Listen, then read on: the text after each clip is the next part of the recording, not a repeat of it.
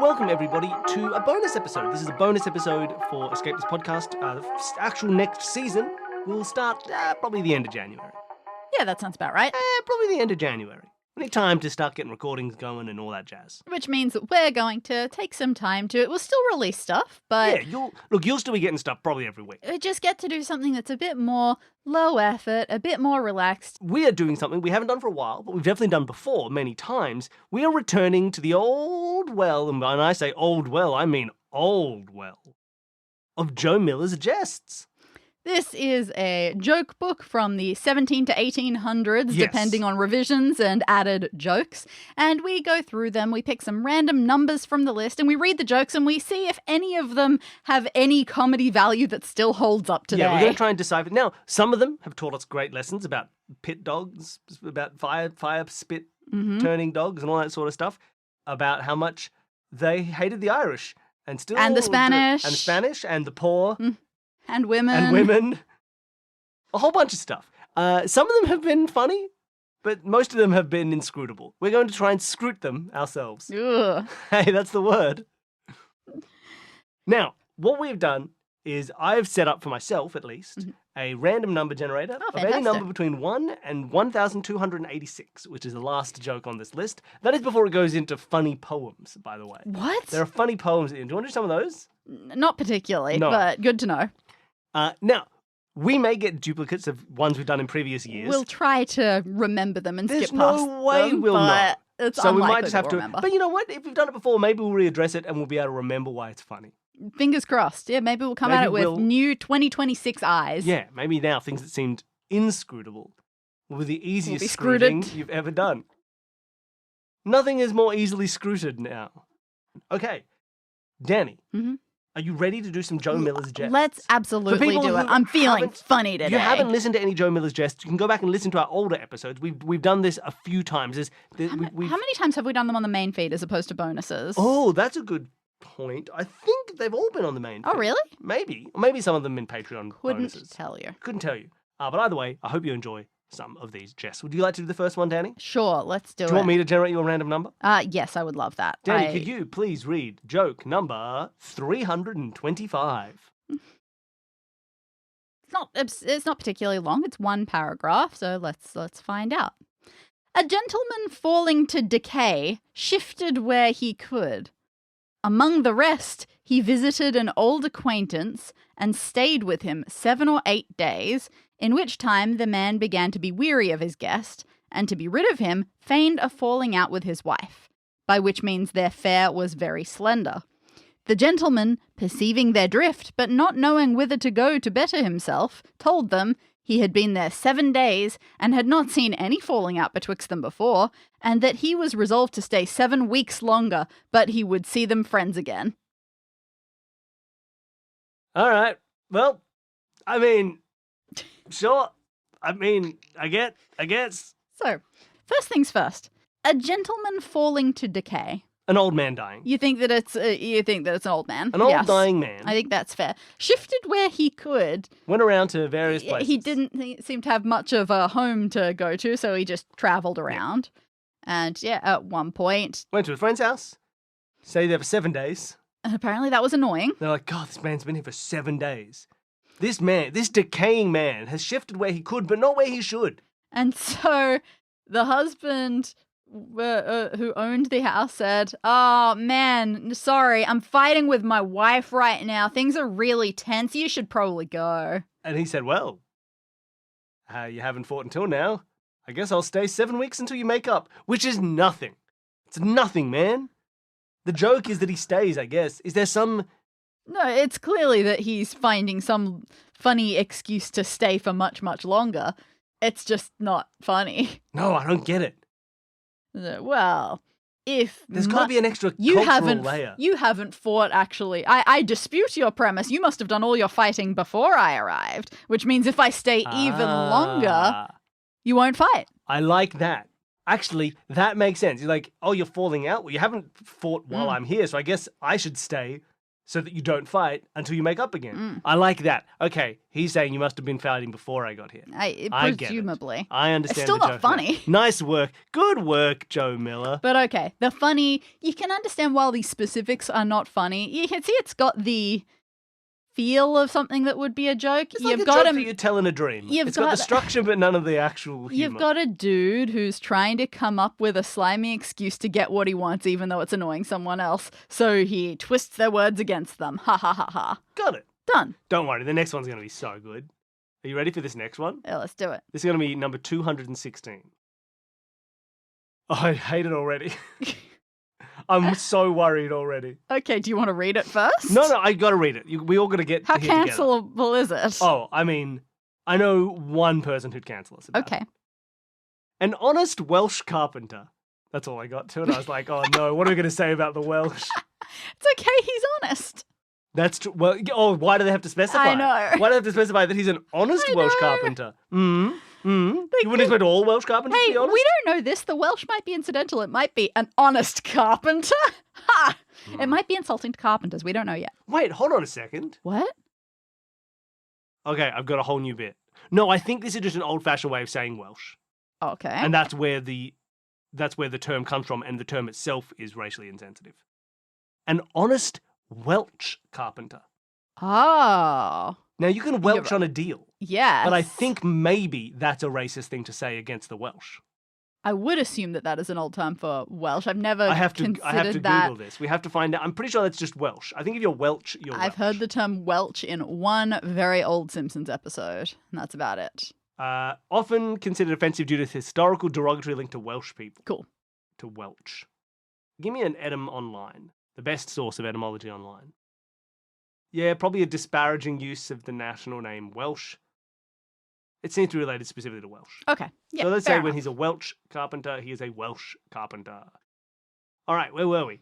I got through the first 5 words, everybody. Sorry, 4 words. All right.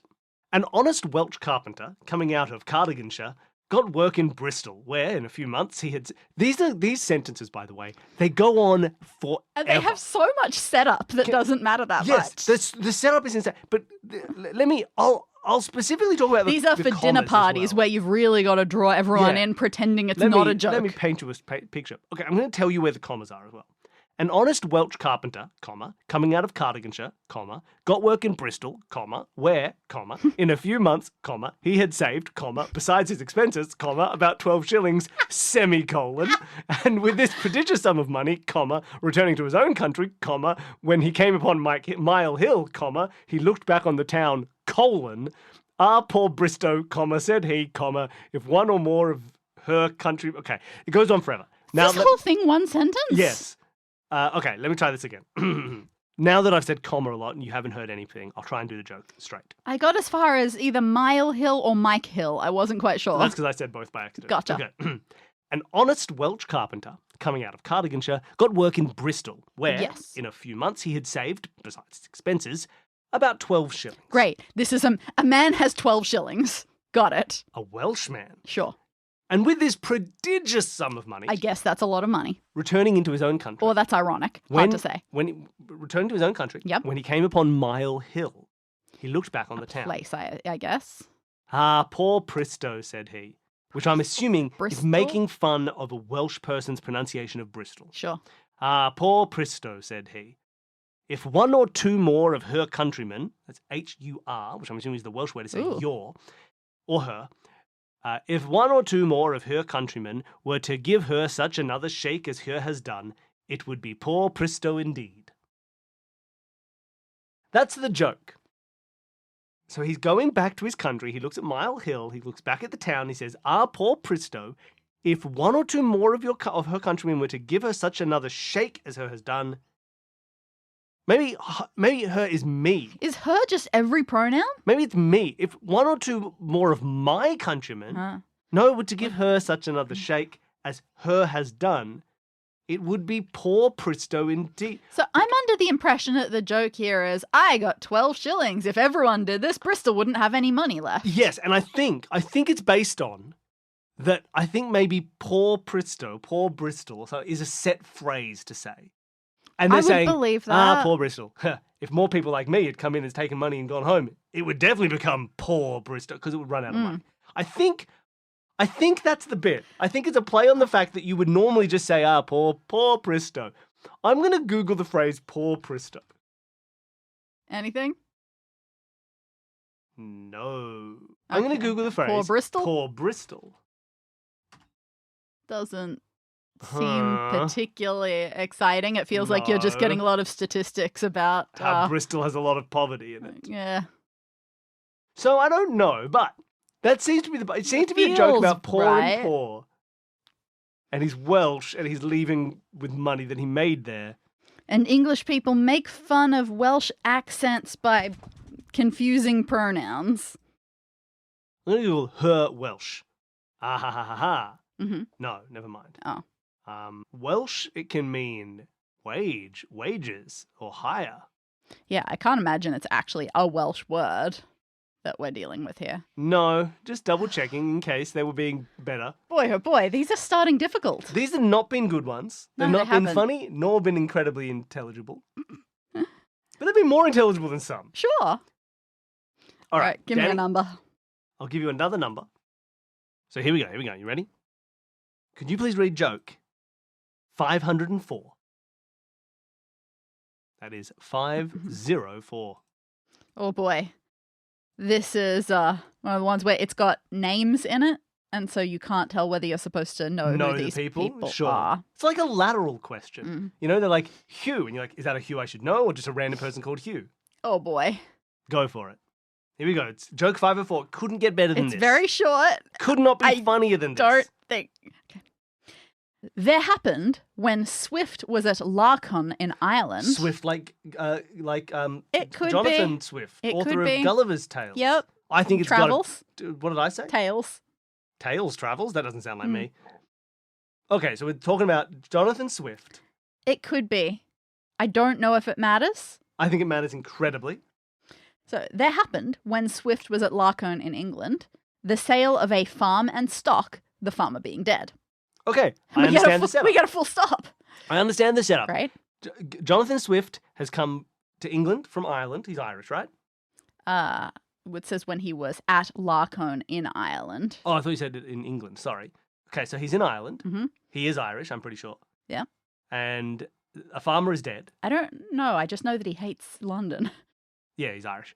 Or from anywhere else in England other than London. I'm pretty sure he's Irish. It feels Irish, but I'm not sure. Didn't he write the satirical thing about... Yeah. Was that an Irish I thought thing? that was an anti-English sentiment. I could be... Okay, Jonathan Swift. Irish writer and essayist. Cool. God, you just look like every other person from the 1700s. Why do you all grow your own hair instead of wearing these absurd... You're just Isaac Newton. I mean, this was possibly how they dealt with baldness back in the day, right? I mean, he looks pretty bald under When there. people started getting standard male pattern baldness, They put on these immediately giant joined the wigs. wig. Danny, what year was Jonathan Swift born? What year was he born? Earlier than you think. Well, I know that he's associated with the 1700s. I want to guess that maybe he was writing in the 1730s, so maybe 1690. I'll tell you, first of all, Mhm. Le Voyage de Gulliver, Uh-huh. a play that he wrote. Oh, okay. Maybe. Oh. It just says plays. Le Voyage de Gulliver. Oh, all right. So I guess he also wrote in French. It was 1727. I was 10 years off. Damn. He was born That's okay. in 1667. Oh, wow. He wrote when he was old. Oh, okay. Well, that explains why he was such a grump. Gulliver's Travels came out 1726. He wrote that when he was, almost 60? Yeah. I mean, fair enough. You live that long, you're going to get annoyed and hate London. He's got some books from 1704 on this list of random books. So when he was... See, this In makes his you set, but- feel better. Normally, people from history, you say, oh, look at all of these achievements they had, these prodigious Even still, little we could be going- bags when they were 19. We They've could still be Jonathan invented Swift. 800 maths. Yeah, but no. Yeah, this is cool. He was an Anglican cleric. Would you like to hear the rest of the joke? He's So far, we know that Anglo-Irish. Swift is in Ireland and Yes, a dead and there's farmer's stuff is being There's an sold. estate sale, it's a farm. They're selling a farm because the farmer is dead and he had no heirs. Swift chanced to walk past Or wasn't during allowed. the auction, Okay, just as a pen of poultry had been put up. okay. Roger, Swift's clerk, bid for them, but was overbid by a farmer of the name Hatch. So Hatch has bought the chickens that Roger wanted to buy. What, Roger? Won't you buy the poultry? Exclaimed Swift. No, sir, said Roger. I see they are just a-going to hatch. That's fun. I like it. They're going to hatch. They're going to hatch because they're going to hatch, but they're going to hatch because they're going to hatch. Why wouldn't you want them to hatch? Why is this bad? You can't buy your chickens before they hatch. Can't buy your chickens before they hatch. And if they're going to hatch, you shouldn't buy them. If they're just hatching, they're babies and they'll be useless. It's interesting. A pen of poultry sounds like they are just chickens. Yeah, it does. But they're going to hatch. I mean, yeah, you don't want your But chickens you can't think before about it more. those chickens hatch. You can't. They're going to hatch. They're going to hatch. I think there's a joke there. Is that what it was? It was never don't count your chickens before they hatch, as in don't count the eggs to equate to the number of chickens you'll get. It was don't count your chickens before they themselves lay eggs that will hatch. Maybe. Don't count your chickens. They might be useless if they're not giving you eggs. You never know. Well, there you go. It's a bit of a pun. Okay, It's a bit of a joke. Something. Of course, it just requires you to invent a character and then give his name to be the pun. Yep. Like, Hey, Billy. You know that there's this farmer called Other Side, oh, right? really? Yeah, okay, cool. And, the it turns out chickens- Roger didn't keep bidding, so he said, no, they'll just go to him anyway. Yeah.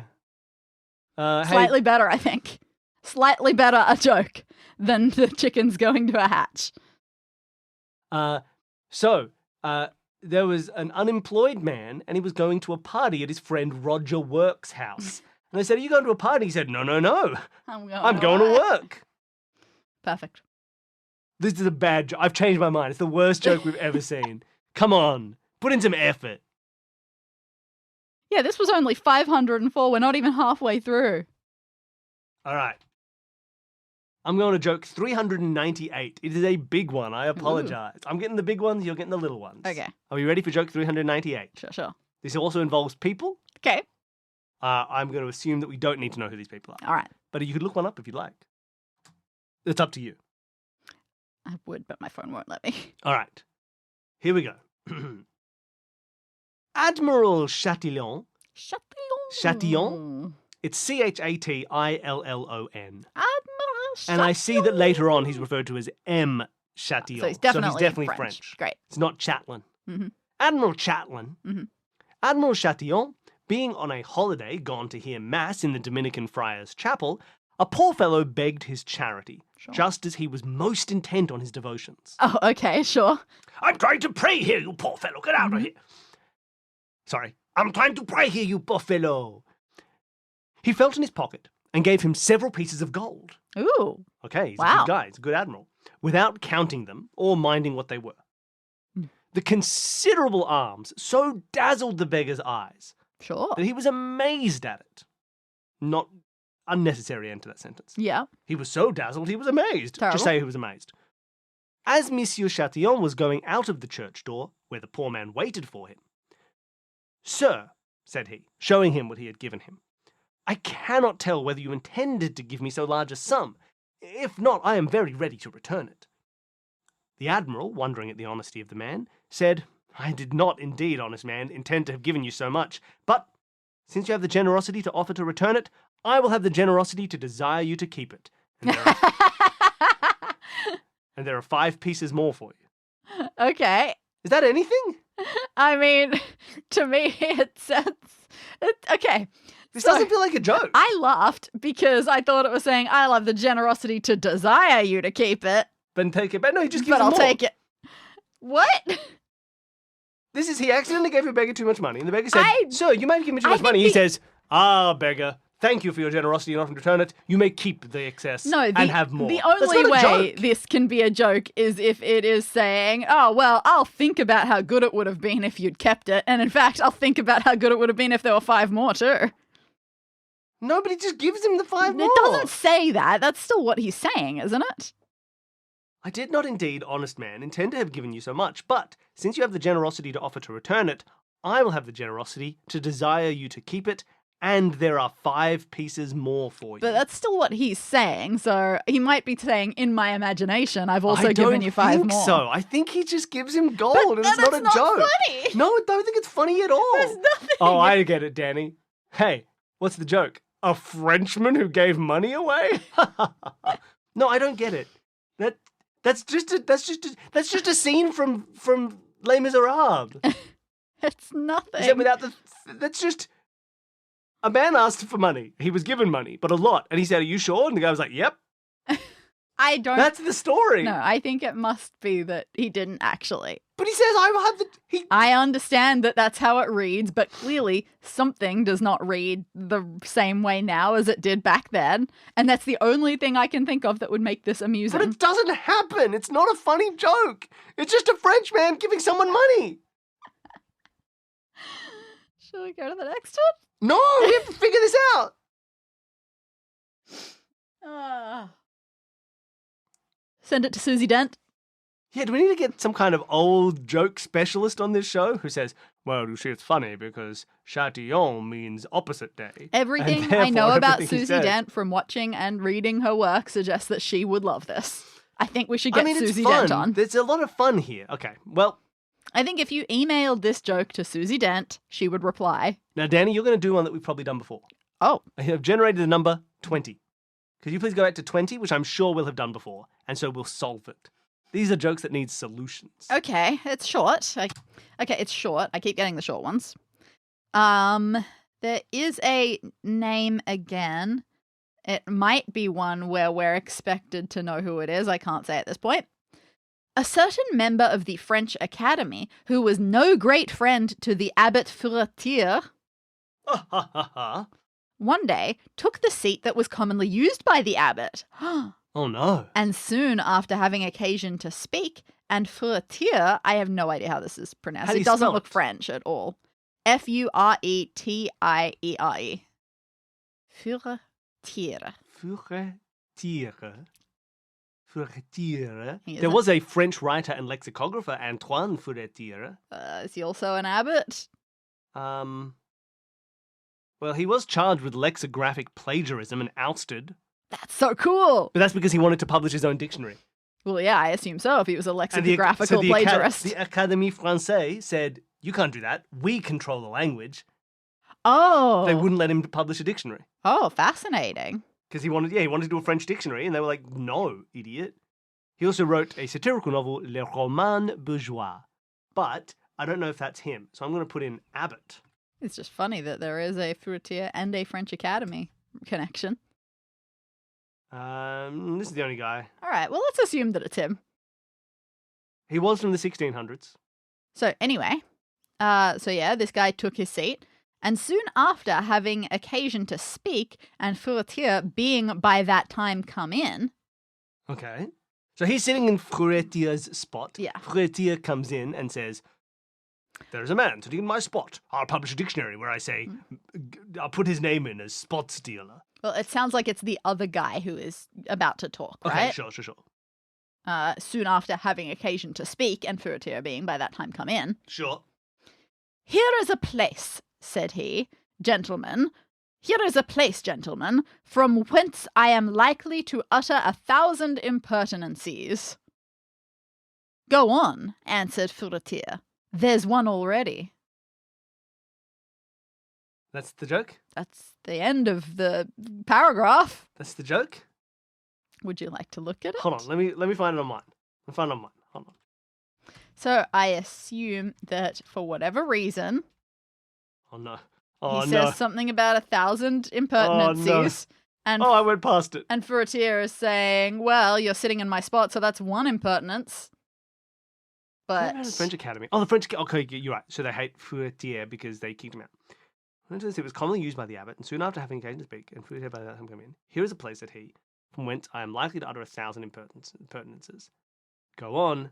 There's one already. I wish we knew, like, where this was taking place. I feel like that might help. But, yeah, so this guy, this French Academy man, has just stood up and announced to the room. Is he pretending that is he doing a Fourier impression? I don't know. Is he like, oh, here's what I would say 1,000 impertinences? And Furetière said, well, there's one already. I don't. Oh, because impertinencies isn't a word? Is that what he's going with? Maybe? Did he get the word wrong? Maybe it's a got the word wrong joke. Or is it that he called them gentlemen? Maybe. It could be that too. Oh, man. I feel like we've had easier ones. Where are all the old your mama jokes? This thing's full of them. I think you can have impertinencies. I think it's he called them gentlemen. I'm going to say he says that the Academy are not gentlemen, and that's the bit, and that's the joke. Okay. Great. I'll take it. I don't get it. Or he's just being impertinent to Furetière. That's what I assumed at first, Hold on, because he was in a seat. That's impertinent. Is there like a... Give me impertinency. Adam online. Give me like some old... Give me some older meaning. Incivility. Yeah, that's very normal. There's also a meaning of irrelevance, triviality, and absurdity. Yeah, I don't really understand the context of this. No, I'm going to say it's because he called them gentlemen. I think that's a funny joke. Sure. I think that's the joke. You're sitting in my seat and that's a funny joke. Danny. What? I rolled 1262. Ooh, that's This joke's going to be from like 1840 or something. And almost certainly not written by Joe Miller. No, he'd have been long dead by the time. Oh no, Danny, we're not going to do well for this one. Oh no? For the Welch one, it was just going to be Michael Sheen was going to call us up and cancel us for that one. Yeah. This one, a lot of people are not going to like. Okay. But we're in the book. Oh no. How racist is it? Not racist. Okay. Don't worry about it. So No racism. It's sexist or religious. Well, I wouldn't say. Gotcha. Let's find out together. Okay. All right. Is everybody ready? Now, I would like to say that this joke does not represent the real sensibilities of the Escape This Podcast team, except for Dani. You'll get it by word. I don't know, you get it in the first little sentence. Okay. A person who had a great shrew for his wife. Yeah, okay. I'm with you. What about this? A person who had a great shrew for his wife. Oh no, what about this? A person who had a great shrew for his wife. Aww. Darling, I heard you loved shrews. Aww. I brought you a great one. I love a great shrew. That is a great shrew. That's nigh on 1 foot high. That's the greatest shrew. The greatest shrew I've ever seen. Yes, I've taught it to clean the house. I've given it a tiny broom, and I figured it could do some housework for you, wife. Gone into Beatrix Potter. Ah, well, thank you for the giant shrew. A great shrew, to be fair. It's you. You'll be doing all the housework. You're the great shrew. Take this broom, idiot. Kapow. And I say kapow. Does it end with a kapow? I say kapow because it feels like we're going to get to a kapow quite soon. Are you ready? No. A person who had a great shrew for his wife, in one of the quarrels, got so enraged that he could not contain himself, but snatched up a flagon that happened to be near. Oh my god! And gave her a very deep wound on her head. Oh god, okay, hilarious. The cost of curing which was very considerable. Really? Oh now, no. No, I think that's really interesting. Oh dear. I do think that's really interesting. The financial cost. I assumed so. I guess healthcare was quite expensive Ah, in the 17 or 1800s. sure. How sad. You could barely even, I love also as well that the character we have here is a guy who got so mad that he hit his wife and cut her head open with a flagon. Presumably alcohol, alcohol flagon. And So then we he's describe the drunk. wife as the shrew. Like, Yeah. oh, she must be a great shrew. She's probably fine. This drunk husband struck This his wife. drunk guy hits his wife. He's like, wow, she's a big shrew. She's a great shrew of a wife. Mm-hmm. Always cleaning with her tiny broom. Okay. The cost of curing which was very considerable. The woman, sitting at another time among her gossips, said openly... Oh, disgusting. A woman talking to friends. Said openly, my husband does not dare to break my head anymore. He paid so dearly for the last cure. What? That's a win. This being told to the husband, he sent for the apothecary and surgeon and, calling for his What? wife, when they arrived, he paid each of them their bill and also gave them money in advance in earnest of the my next cure God. she might require. We need not say the husband was not further annoyed. Here's how to keep your wife Holy- in line. That's the worst! Wow. Well, we need not say the husband was not. Yeah, the woman thought for a second he wouldn't beat her, but he has a plan. He paid in advance to hurt his wife. This is the worst! This is disgusting, Joe Miller. Or Ghost of Joe Miller writing bad jokes once you're dead because you know no one can get you for it. Dear God. That's horrendous. We got to stay out of the 1200s, Dani. They got really bad in the 1262, 1261. They're all. The next one starts with the words "an Irishman." 1263 just says "an Irishman." That's the whole joke. The previous one, I caught the words "began to cudgel her soundly." Oh my God. The 1200s are These not are good. bad. We're in the wife beating section of this This is joke awful. book. This is terrible. This was funny back then. This is 1800s comedy. Oh God, isn't it terrible that I could also picture this being a 1950s totally. comedy, 1980s comedy? I'm just saying, it's I pretty can picture this in the last 5 years.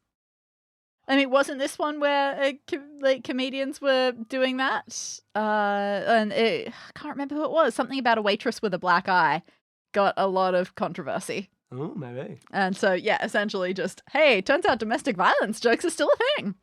So, yeah, maybe we can go back last 5 years. But wow. Sorry, Dani, can I do the next two jokes? They're actually they're like classic jokes. What? The next two. The I don't want to Irishman? an Irishman, but it's good. Okay. An Irishman said to his companions on Christmas Eve he did not mean to have a plum pudding for dinner the next day. Why not? That's what they said. Why so? Oh. Asked they. Oh, I have raisins for it. Then you did intend it, since you have got the raisins.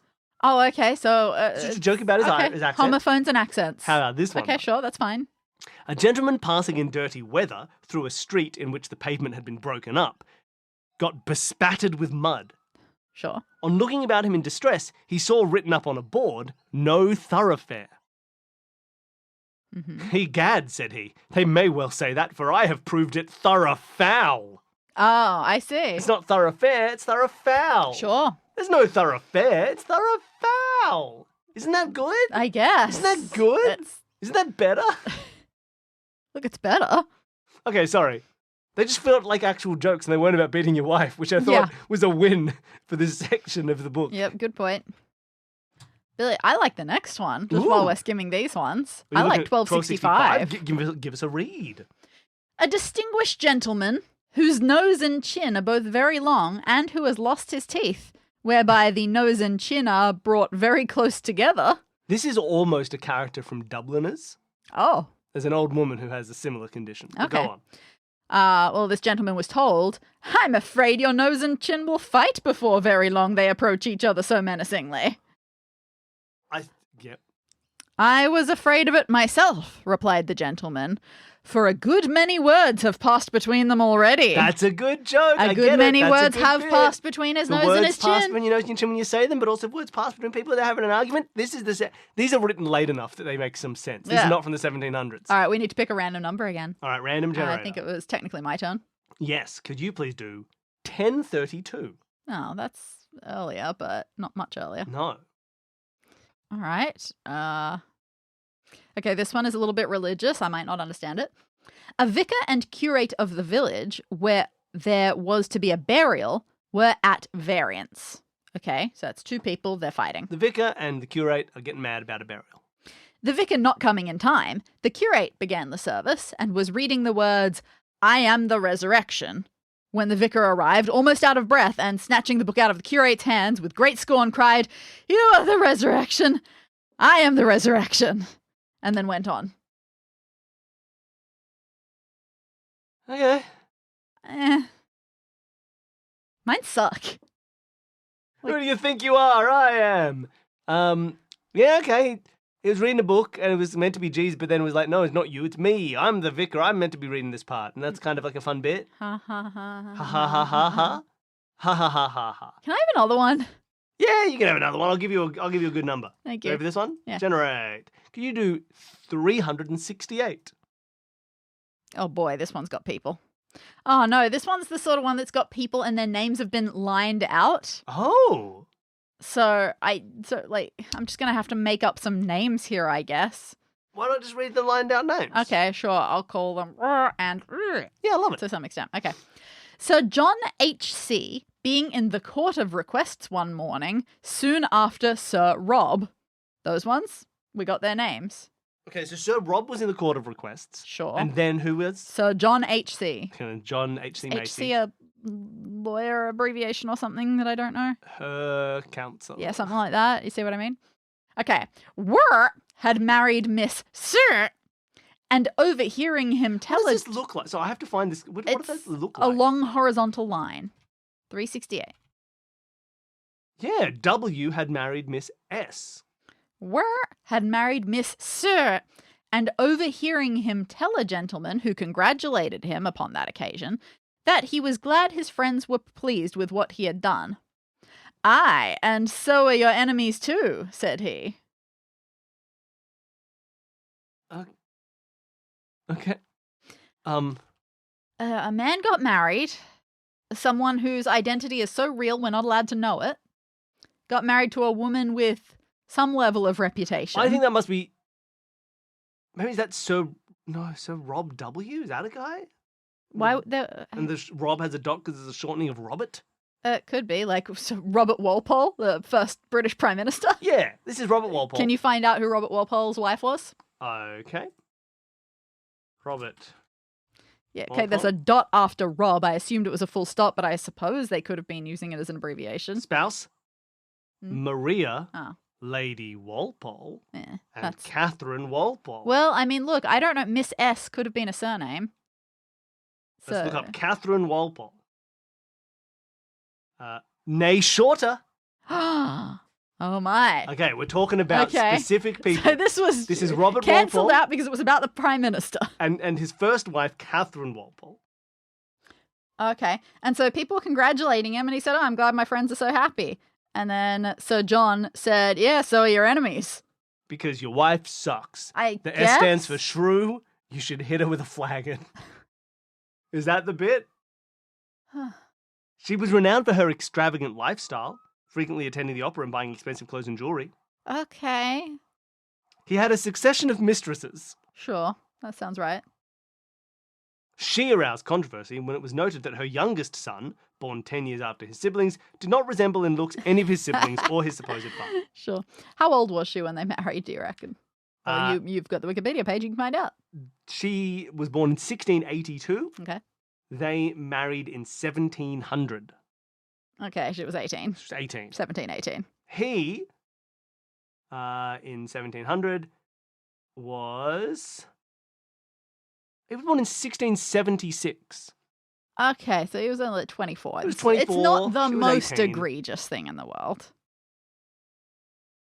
Okay, It we could figured have it been out, worse. I guess. Yeah, I guess. Some people didn't like his wife. Yep. That's almost a joke. Yeah, sure. I'm going to go to 688. I don't know how many of these we want to do. We've got to... Do we go until we find some gold? Maybe. Or do we not think that's ever going to happen? I mean, I think we already did it with that section of like three The jokes chin, that made the nose or two chin. jokes. I think the nose chin is possibly the three best jokes we're that going to get. made sense, culminating in a nose chin. All right, well, let's go through like 3 or 4 more. We'll see what happens. We're in. We might be in the Irish section. I'm not sure. 688. An Irish soldier, pretending dumbness, and the surgeon of the regiment, after several attempts to restore him, declaring him incurable, was discharged. The Irishman was discharged. Yes. Okay. So he was like, Yep. I'm so sick, I can't be at war. yeah, and Right. dumbness in terms of inability Oh, to yeah, speak. sorry. Yeah. So he doesn't say anything. Yeah, the Irish soldier, he was all like, Hilarious. so he's pretending to be dumb. The surgeon tries to fix him, can't, so he's like, great, you're discharged. Mhm. He, a short time afterwards, enlisted in another corps, and being recognised by an old comrade, was questioned how he learned to speak. Mhm. By the powers, replied Terence. Oh, his name's Terence. 10 guineas would make any man speak. Oh, I see. Okay, so it's... But you already told us that he was pretending dumbness, so it's not a joke reveal to show that for enough money, he would speak.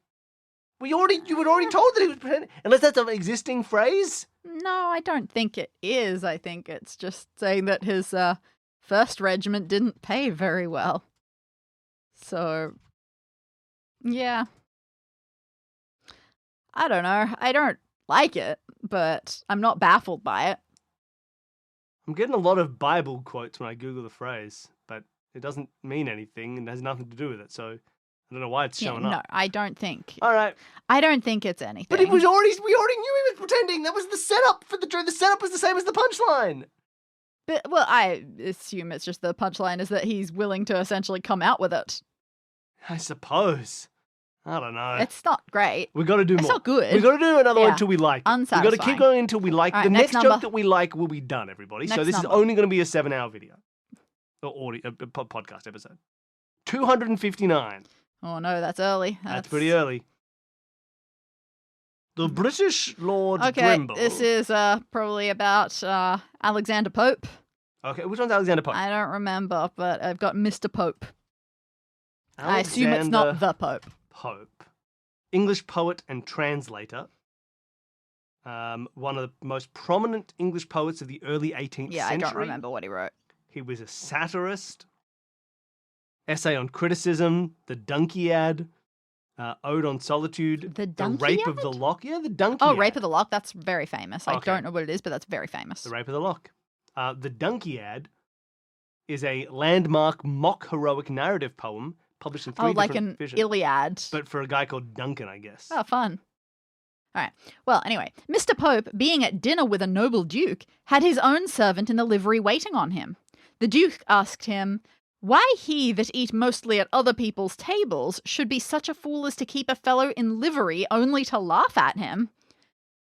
I think I need to pause and picture what's going on here. Isn't livery, Just those Like- servant clothes, yeah? yeah, special uniform worn by a servant. Oh, so I guess maybe it's because, like, why would he have a servant if he keeps going to other people's homes to eat? It feels weird to have you here and then not let you do anything.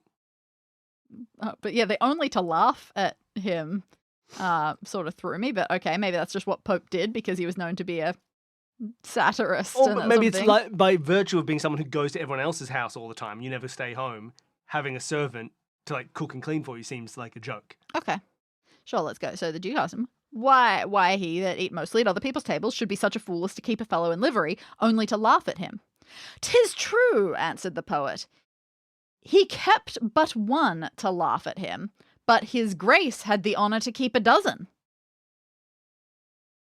So you got a lot of servants, but they still laugh at you, Duke. I guess. Maybe the servant is laughing at him? I thought he was saying, I don't know. I thought it was saying that Pope kept one servant specifically to laugh at him. But you had the honour to keep a dozen servants. But yeah, it could be the other way around. Maybe the servant laughs at him, Yeah. but I don't. And then he's saying that the Duke's servants laugh at the Duke, and it's like, I've got one servant laughs at me. You've got a dozen. Ha, ha, Like, ha, I could ha. see that. I could also potentially see, oh yeah, I laugh at my servant, but you've got 12 people at this dinner party to laugh at my servant. It's so strange. Someone is laughing at someone. Someone's laughing at someone. I sort of get it Mr. both Pope, ways. being at dinner with the noble Duke, had his own servant in livery waiting on him, as in, like, serving him at the table, I guess, like being a waiter for him. I assume, to some extent. The Might Duke not asked be him serving food, why but- he that eat mostly at other people's tables should be such a fool as to keep a fellow in livery only to laugh at him. 'Tis true, he kept but one to laugh at him, but his grace had the honour to keep a dozen. Or it's saying you've got 12 servants that you laugh at. Someone is laughing at someone. Someone is laughing at someone. I can't. Everyone has to help out. You all have to email us your own understandings. All right, you know what? No matter what, this next one's the last one. Oh, what? Okay, fine. We'll wait till we get a good one. It's 337. Well, Billy. Oh, do you like this one? Oh, okay. We've come back. We've Full come back. circle. Because this is the best joke in the book. This is the best joke in the book, and it's the classic. This is the one that made it, and we've come back to The it. repetition. We've randomly recreated. We've It already feels like mentioned fate. this joke in the intro to this episode, so it's a great place to finish up. Mhm. Here we are. Because it's a good joke. A poor woman in the country sent her son to a gentleman's house upon some errand or other. The loitering lad stayed somewhat too long, looking upon a dog in the wheel that turned the spit, so that when he came home, his mother beat him soundly. Execution ended, the boy told her, If she'd been there, she would have stayed as long as he. And she demanding the reason, he said, "Oh, mother, it would have done you good to have seen how daintily a dog in a wheel spun roast meat." Ha ha ha, mum can't cook. The joke Spit is that the mother can't cook and there's a dog. spit dog. Amazing. So if you weren't there for the original joke, when we first got this, we looked it up. Apparently this is a real thing, that there was an entire breed of dog that no longer exists, which is just a little dog that was bred specifically to stand in a big wheel and walk on it like a mouse to spin the meat over the fire to keep it spinning. They were like, how do we keep it spinning? Let's just put a dog in a wheel and have it run. And it would just sit, there's illustrations of it from the 1700s and 1600s of like a dog over a fireplace in a big metal wheel, a big wooden wheel, just walking along so that it keeps the meat spinning. And the boy says, hey, you would have also stayed because you would have been like, oh my God, look at this dog. It knows how to spin meat. Because you don't, Mum, you don't know how to cook. It's a funny bit. And it's a great image because it involves a dog in a spit. And I love it. It's got some child abuse. It's got some child abuse. It's got some wife abuse. Quite probably animal abuse. It's got some animal abuse. I can't imagine they got out of this unscathed. It's got some poor people, and everyone thinks they're funny. It's the perfect joke. It's the perfect joke. Everybody, thank you. Thank you, sir. Dani, why were we talking about Flanders recently? Because we were on Finish It. On Finish It. We were recently on an episode of Finish It. You can go check it out. We did the first read of a new book called The Magic of the Unicorn, a classic 1980s choose your own adventure, and it's set in Flanders. And this next joke is set in Flanders as well. Amazing. Should No, I read it? I don't think you I should. shouldn't read it? Well, now I guess you have to, I because mentioned otherwise it it. would be mean, but it's such a good place to I finish. know, but what if this one's really good? Yeah, all right. And that means we can talk about Finish It. Hi, everyone. We just did Finish It. I know I already said that, but this is called marketing. This joke is about getting you to listen to another show that's very, very good. How racist is it? Well, let's find out. There's a Spaniard in Flanders. Oh my gosh, Dani, I did this joke already. Oh. Spoilers for our episode of Finish It, but in Flanders, by accident, a Flemish tiler falling from the top of a house. That's what I did. Oh my God. I'm the Flemish tiler. You are. In Flanders, by accident, a Flemish tiler falling from the top of a house upon a Spaniard killed him, Oh. though he escaped himself. Oh, okay. The next of the blood prosecuted his death with great violence against the tiler. Sure. And when he was offered pecuniary recompense, nothing would serve him but lex talionis. I don't know what that means. Let's Google lex talionis, the law of the talon. That's not. Lex talionis, law of retaliation, whereby a punishment resembles the offence committed in kind and degree. So he says, Okay, so I have to fall off a Hammurabian. roof onto him. Okay, Hammurabian punishment. Right. Got it. That is Hammurabian punishment, right? He was an eye for an eye sort of person. Yeah. Whereupon the judge said unto him that if he did urge that kind of sentence, it must be that he should go up to the top of the same house and from thence fall down upon the tiler. Oh, that's the joke? That's the joke. Oh, yeah. That's I mean, the joke. yeah, solid. We said it before it happened. We already did the joke. We're as funny as Joe Miller. If there's anything you should take away from this, is that we are exactly as funny as Joe Miller. Well, there you go. I hope you enjoyed a bonus episode. It was a good one. Does it leave you feeling happy? No, this one Not so much. This one was a bit rough. We should have ended with the teeth and with the nose and the chin. You should have seen that one and put it in your back pocket to end the episode with, Dani. You really dropped the ball. Now you lean close and I'll get my flagon. How cudgel you soundly. I already paid the doctors in advance. Oh God, sorry. Bye everybody. Thank you so much. We'll see you later.